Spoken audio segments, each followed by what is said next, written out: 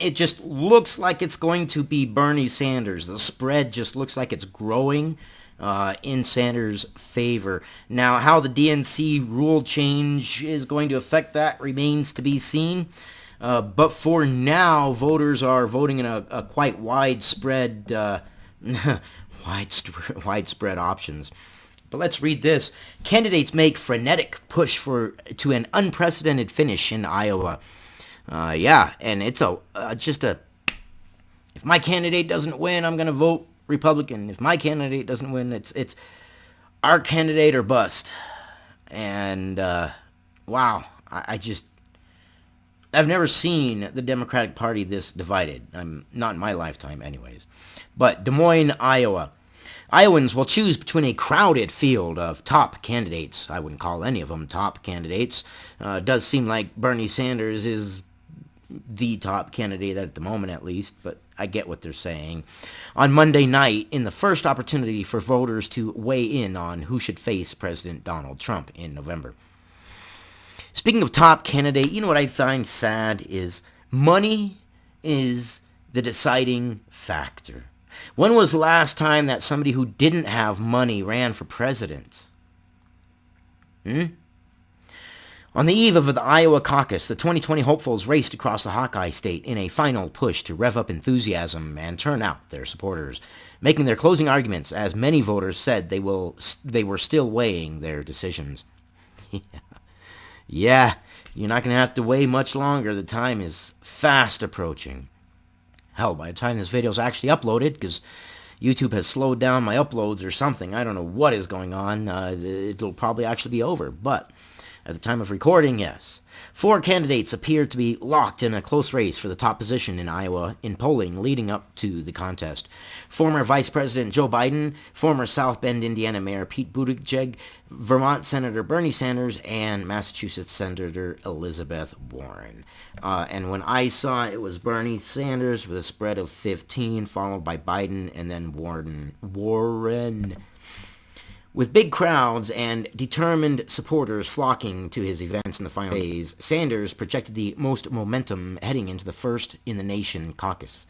But the unique rules of the caucus and the sense that many voters were still making up their minds at this late hour created an air of uncertainty around the possible outcome on Monday night. And yeah, I just think it's going to be Sanders, though. I think he's got the momentum. I think the spread is a pretty large spread according to polling. And I think it's going to be Sanders. I really do. At most caucus sites, candidates must reach 15% to remain viable. And they're so divided right now. God, I don't know how that's going to play out. God bless it. They are so divided. If a candidate is not viable, his or her supporters can choose to caucus for another candidate. Who those caucus goers choose to support in the realignment process can determine the outcome of the race and make predicting a winner based on the latest polling difficult. Reminds you of 2016 almost? Don't believe the polling. I know it. I'm just saying based upon what I see, and I only really have the polling and the political landscape as we see it right now to base my decision on, and my decision is I believe it's going to be Sanders, just based on what I see. Polling can absolutely be wrong. There could absolutely be some sleeper voters, like there were a lot of sleeper voters for Trump, people who were ashamed to say that they were going to vote for Trump, so they said, yeah, I'm voting for Hillary, and then in secret voted for Trump, and then came out and said, yeah, I voted for Hillary. No, you didn't. You voted for Trump. That's the only explanation for the numbers. Come on now. The rules also place a premium on the strength of a campaign's organization. Sorry, we're right here. I didn't mean to put that highlight there. We're up here. The rules also place a premium on the strength of a campaign's organization in the state.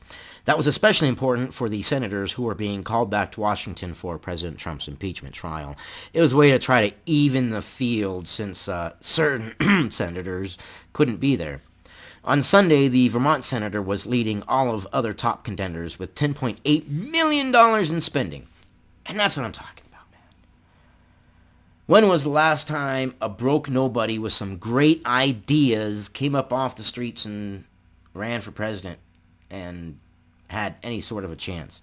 And maybe that's what we need. We need a common sense person who's been in the trenches, you know? Maybe we should stop going with whoever has the most money. But I don't foresee that happening. Closely followed by, God, I hate saying his name, I have such a hard time, Buttigieg, with 10.5 million, emphasizing the strength of his organization. You know who's going to win based upon who has spent the most money. Man.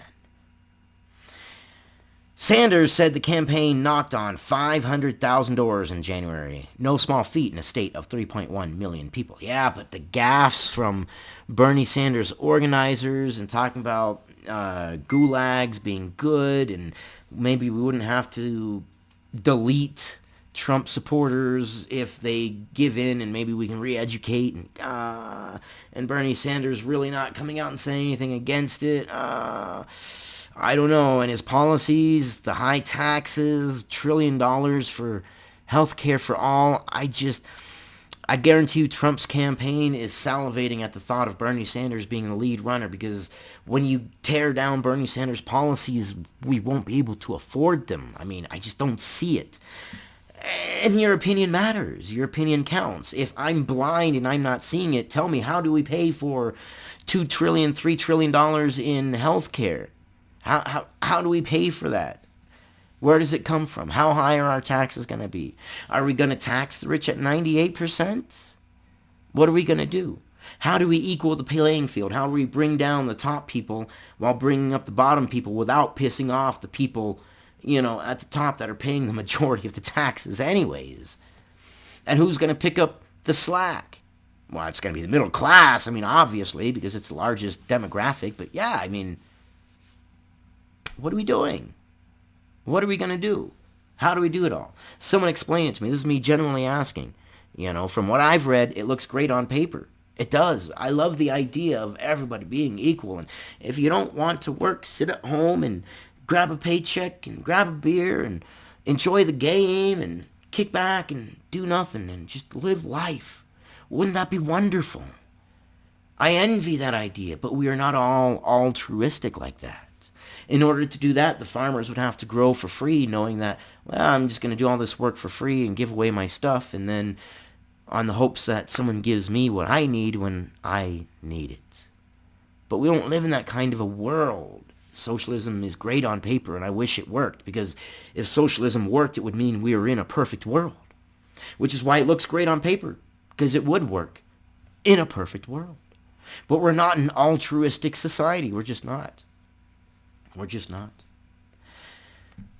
Thoughts and opinions, guys. Thoughts and opinions. The time is right around the corner. I'm going to try to get this video out because I know YouTube has been really kind of penalizing me or something. I don't know what's going on, but my videos that normally shouldn't take much longer than, maybe 45 minutes to an hour to upload are literally taking hours. But you guys getting the videos out there and helping, and a thumbs up or any kind of interaction at all will definitely help me. So I appreciate you guys. I appreciate your time, your patience. It's valuable to me, and stay informed. And hey, dissenting opinions are good. Let's see. Sanders, I don't know. I see Sanders across the board, but we'll see.